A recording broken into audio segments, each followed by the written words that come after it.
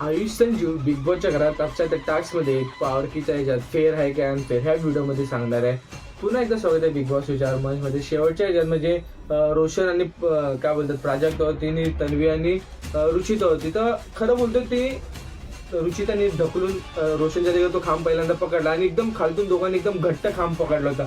ती प्राजक्ता म्हणजे तेच डाव जर रुचिताने टाकला असता पाय बी टाकला तर त्यांनी किती मोठा बोलबाला केला असता. पण ते रुचिता आणि तन्वीने असं काही डगमगता तो खांब पूर्णपणे म्हणजे शेवटच्या क्षणीपर्यंत त्या दोघांनी पकडून ठेवला होता.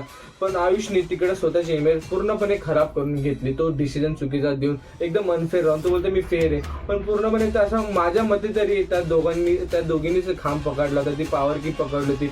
म्हणजे आयुषला कुठे ना कुठे सुधारायची गरज आहे. म्हणजे माझ्या मते तरी तो विनर मटेरियल मला दिसत होता, पण तो असा गेम खेळला ना की त्याचा पण 1-2 आठवड्यात पत्ता कट होऊ शकतो. तुम्हाला काय वाटतं की आयुष हा अनफेअर आहे की फेअर आहे? तुम्ही कमेंटमध्ये नक्की सांगा.